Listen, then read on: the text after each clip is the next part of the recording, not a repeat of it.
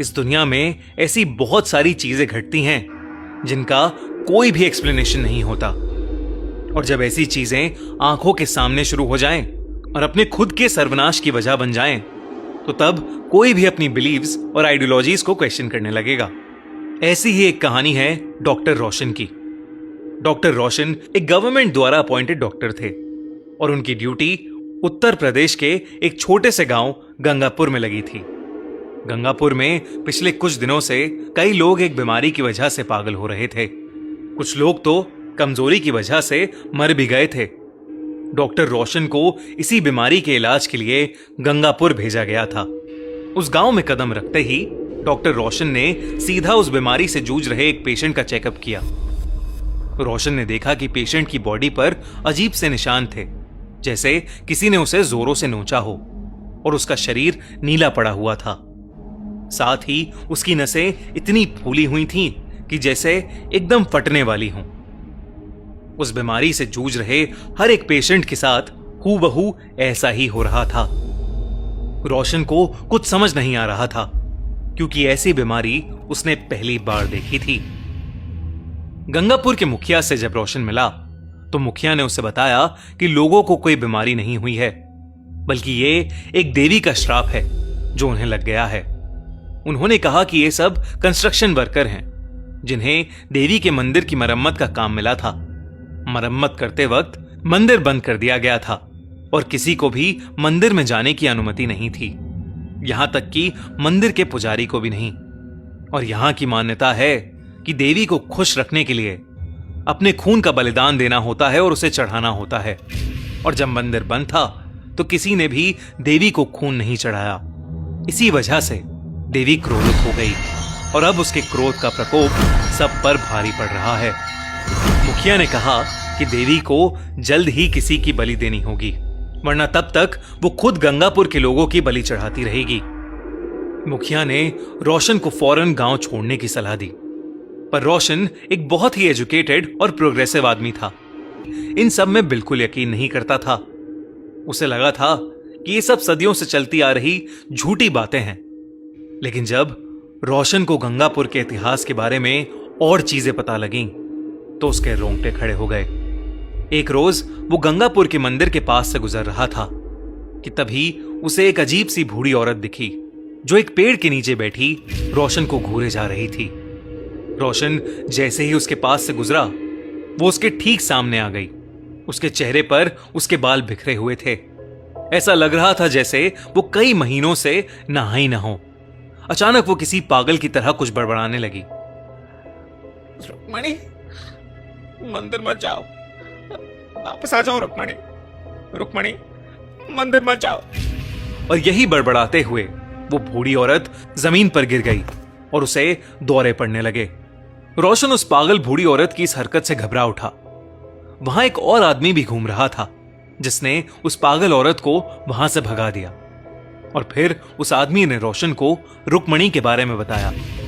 उसने कहा कि करीब 2 साल पहले उसी पागल औरत की 16 साल की बेटी घूमते घूमते उस देवी के मंदिर में चली गई, और जब से वो वापस आई तब से ऐसा लगने लगा कि किसी ने उसके ऊपर काला जादू कर दिया हो। वो अजीब तरीके से बात करने लगी, मिट्टी और मिट्टी में सने कीड़े मकोड़े खा जाती थी, और उस गांव के कुएं के पानी में कभी थूकती तो कभी अपना हाथ चाकू से काट के उसका खून उस कुएं में गिरा देती।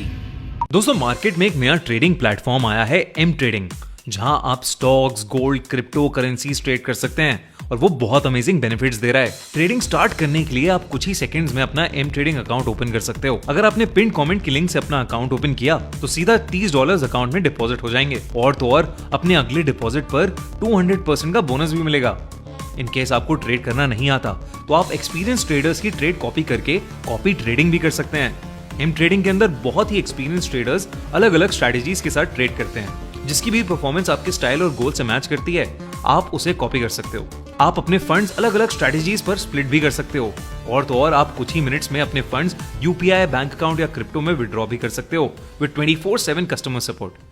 लिंक डिस्क्रिप्शन और पिन कमेंट में है। जल्दी से साइन अप करो और $30 अपने अकाउंट में पाओ, और 200% बोनस अगले डिपॉजिट पर भी। बोनसेस लिमिटेड है, तो देर मत करना। लोगों को लगने लगा कि जब वो मंदिर में गई होगी तो उसने ना चाहते हुए भी देवी को नाराज कर दिया होगा, जिसकी वजह से देवी ने क्रोध में आकर रुक्मणी को एक श्राप दे दिया। देखते ही देखते रुक्मणी की हालत और बिगड़ने लगी और एक दिन रुक्मणी गांव से गायब हो गई और वो तब से लापता है। उसकी बूढ़ी मां उसके जाने का गम बर्दाश्त नहीं कर पाई और पागल हो गई। अब राह चलता कोई भी इंसान उसे दिख जाए तो वो उसे रुक्मणी कहने लगती है और उसे दौरे पड़ने लगते हैं। रोशन का एक किस्सा सुनकर दिल बैठ गया, लेकिन फिर भी उसने उस आदमी से पूछा कि क्या वो सच में मानता है कि ये सब देवी के श्राप की वजह से हुआ है। उस आदमी ने कहा कि उसके मानने न मानने से सच्चाई नहीं बदलेगी। उसने कहा कि पिछले कई सालों से गंगापुर में न जाने कितने लोग गायब हुए हैं और न जाने कितनों की मौतें हुई हैं। कई लोग रुक्मणी की तरह पोजेस्ड भी हो चुके हैं। उस रात रोशन रुक्मणी के बारे में ही सोचे जा रहा था और बड़ी मुश्किल से उसे नींद आई थी, लेकिन आधी रात में अचानक से पानी की टपटप की आवाज से रोशन की नींद खुल गई। उसने देखा कि ऊपर पंखे से कुछ नीचे टपक रहा है। जब रोशन ने ध्यान से देखा तो उसके होश उड़ गए। वो पानी नहीं, खून की बूंदें थीं। रोशन ने देखा कि उसके पूरे कमरे में खून ही खून फैला हुआ था और उस खून में किसी के कदमों के निशान भी थे। उन निशानों को फॉलो करते हुए रोशन अपने घर के बाहर पहुंचा तो उसने देखा कि एक 16-17 साल की लड़की नीचे बैठकर पागलों की तरह मिट्टी और मिट्टी में सने कीड़े खा रही है। उसका शरीर बिल्कुल वैसा ही दिख रहा था जैसे वो उसी बीमारी से जूझ रही हो। नसें फटने को थीं और चेहरे पर नीला रंग, अजीब से निशान। उस लड़की के आसपास भी खून भरा पड़ा था। वो लड़की एकदम से उठ खड़ी हुई और फिर बहुत ही अजीब तरीके से चलते हुए रोशन की तरफ आने लगी और फिर अचानक ही उसने रोशन का गला पकड़ लिया और उसे हवा में उठा लिया। इससे पहले कि रोशन कुछ कर पाता, उस लड़की की आंखें सफेद हो गईं और उसे अजीब से दौरे पड़ने लगे। उसने रोशन का गला छोड़ दिया और रोशन नीचे गिर पड़ा। रोशन के गिरते ही वो लड़की भी बेहोश हो गई। जब रोशन ने उसे चेक किया तो उस लड़की की सांसें नहीं चल रही थीं। रोशन उसे तुरंत हॉस्पिटल लेकर गया, लेकिन वहां जो उसे पता चला उससे उसके रोंगटे खड़े हो गए। जब उस लड़की के टेस्ट हुए तो पता चला कि वो उस रात नहीं बल्कि कई दिनों पहले ही मर चुकी थी और वो कोई और नहीं बल्कि उस गांव में रहने वाली उस पागल औरत की बेटी रुक्मणी ही थी। उस रात रोशन का दिल दहल गया था, लेकिन जब वो वापस अपने घर आया तो उसके घर के अंदर ना तो कोई पैरों के निशान थे और ना ही कमरे में खून की एक भी बूंद। रोशन को कुछ समझ नहीं आ रहा था कि उस रात उसके साथ क्या हो रहा है। रोशन बस सुबह का इंतजार करने लगा और अगले ही दिन रोशन गंगापुर हमेशा हमेशा के लिए छोड़कर चला गया।